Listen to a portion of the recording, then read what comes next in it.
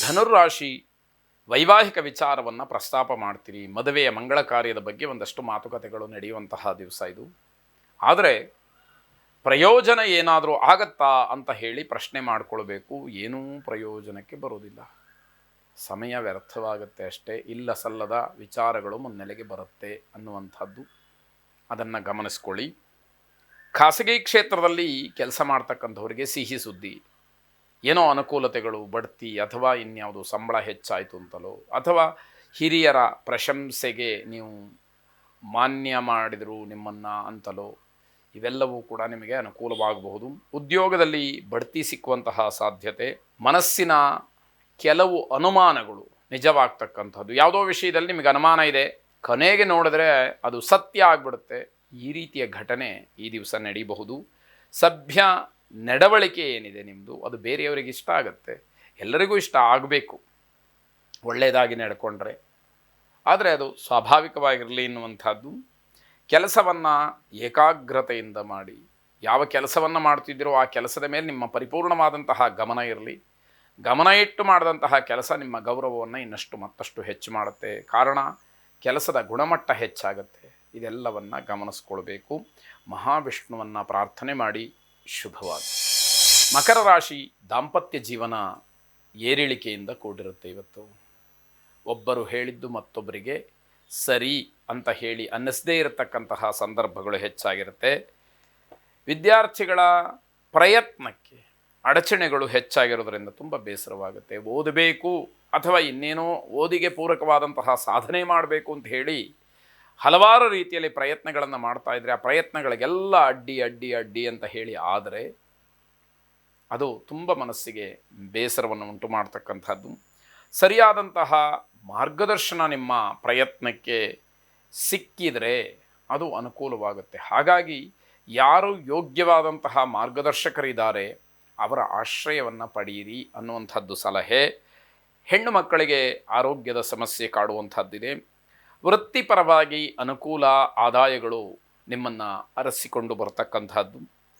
ಬಂಧುಗಳ ನೆರವು, ಸ್ನೇಹಿತರು, ನೆಂಟರಿಷ್ಟರು, ಹಾಗೆ ನಿಮಗೆ ತುಂಬ ಆತ್ಮೀಯರು ಅಂತ ಹೇಳುವಂಥವರು ನಿಮಗೆ ಸಹಾಯ, ಪ್ರೋತ್ಸಾಹ, ಸಹಕಾರ ಎಲ್ಲವನ್ನೂ ಕೂಡ ನೀಡ್ತಾರೆ ಅಂತ ಅರ್ಥ. ಎದುರಾಳಿಗಳಿಗೆ ನಿಮ್ಮ ವಿಚಾರದಲ್ಲಿ ಸ್ವಲ್ಪ ಹೆದರಿಕೆ, ಭಯ ಅನ್ನುವಂಥದ್ದು ಬರುತ್ತೆ. ಧನ್ವಂತರಿ ಮಹಾವಿಷ್ಣುವನ್ನು ಪ್ರಾರ್ಥನೆ ಮಾಡಿ.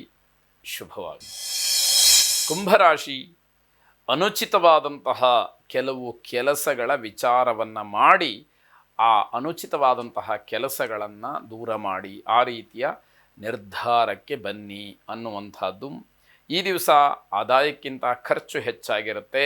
ಅದರ ಪ್ರಭಾವ ಪರಿಣಾಮ ಹೇಗಿರುತ್ತೆ ಅದು ನಿಮ್ಮ ಅನುಭವದಲ್ಲಿರುತ್ತೆ. ಮನೆಯವರ ಸಲಹೆ ನಿಮಗೆ ಇಷ್ಟ ಆಗೋದಿಲ್ಲ.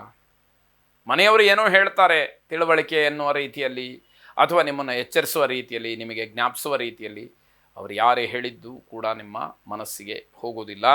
ವೃತ್ತಿಯಲ್ಲಿ ಅಧಿಕಾರಿಗಳಿಂದ ಸಲಹೆಗಳು ಬರಬಹುದು, ಆದರೆ ಅದು ನಿಮಗೆ ಬೇಸರವಾಗುತ್ತೆ. ಇಷ್ಟೆಲ್ಲ ಕಷ್ಟಪಟ್ಟು ಪ್ರಾಮಾಣಿಕವಾಗಿ ನಾನು ದುಡಿತಾ ಇದ್ದೀನಿ, ಮತ್ತು ನನಗೇ ಏನೋ ಹೇಳ್ತಾರೆ ಅನ್ನುವ ಭಾವನೆ ಬರುತ್ತೆ. ಆದರೆ ಅದು ಅಧಿಕಾರ, ಹೇಳಿದ್ದನ್ನು ಕೇಳಲೇಬೇಕು ಅನ್ನುವಂತಹ ಸ್ಥಿತಿ. ಅನುಕೂಲವಿದ್ದಾಗ ಖುಷಿ ಪಡಬೇಕು. ಭಗವಂತ ನಿಮಗೇನೋ ಕರುಣಿಸಿದ್ದಾನೆ, ಅದೆಲ್ಲವನ್ನು ಸ್ವೀಕಾರ ಮಾಡಿ ಅದರ ಜೊತೆಯಲ್ಲಿ ನೀವು ಆನಂದವನ್ನು ಪಡಬೇಕಾದಂಥದ್ದು.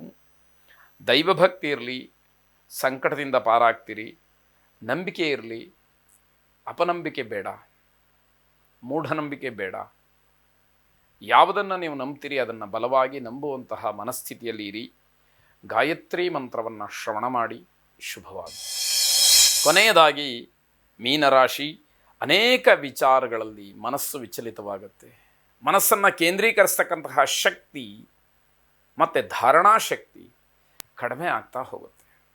ಹಾಗಾಗಿ ಸಾಧಕ ಬಾಧಕಗಳ ಅರಿವು ಸ್ಪಷ್ಟವಾಗಿಲ್ಲದೆ ಇರುವ ಹಾಗಾಗುತ್ತೆ. ಅದರಿಂದ ತೊಂದರೆಗಳನ್ನು ಅನುಭವಿಸಬೇಕಾಗತ್ತೆ ಅಂತ ಅರ್ಥ. ಮನೆಯಲ್ಲಿ ಅಶಾಂತಿ, ಅಸಮಾಧಾನ ಅಂತಕ್ಕಂಥದ್ದು ಹೆಚ್ಚಾಗಿ ಕಾಣುವಂಥದ್ದು. ಮಕ್ಕಳಿಂದ ಮಾತ್ರ ಸಂತೋಷ ಸಿಕ್ಕುತ್ತೆ. ಮಕ್ಕಳ ಅಭಿವೃದ್ಧಿ, ಅವರ ವಿದ್ಯಾಭ್ಯಾಸ, ಜೀವನದಲ್ಲಿ ಅವರ ನೌಕರಿ, ನೆಲೆ ಕಂಡುಕೊಂಡಿರತಕ್ಕಂಥದ್ದು, ಅವರ ಸಾಧನೆ, ಅವರ ಸಂಪಾದನೆ, ಇವೆಲ್ಲವೂ ಕೂಡ ನಿಮಗೆ ಖುಷಿಯನ್ನು ಕೊಡ್ತಕ್ಕಂಥದ್ದಾಗುತ್ತೆ. ಸ್ವಂತ ಭೂಮಿಯ ವಿಚಾರದ ಮಾತು ಬರುತ್ತೆ. ಆ ಭೂಮಿಯನ್ನು ಕೊಂಡುಕೊಳ್ಬೇಕಾ, ಮಾರಾಟ ಮಾಡಬೇಕಾ, ಇಟ್ಕೊಳ್ಬೇಕಾ, ಹೇಗೆ, ಇವೆಲ್ಲ ಇದರ ಬಗ್ಗೆ ಒಂದಷ್ಟು ಚರ್ಚೆಗಳು ನಡೆಯುವಂಥದ್ದಿದೆ. ಆಶ್ಚರ್ಯ ಆಗುವ ರೀತಿಯಲ್ಲಿ ಬಹಳ ಸೌಖ್ಯದಿಂದ ಇರ್ತೀರಿ. ಯಾವುದೂ ಕೂಡ ಆಲೋಚನೆಗಳು ಇರೋದಿಲ್ಲ. ವಿಘ್ನೇಶ್ವರನನ್ನು ಪ್ರಾರ್ಥನೆ ಮಾಡಿ. ಶುಭವಾಗಿ.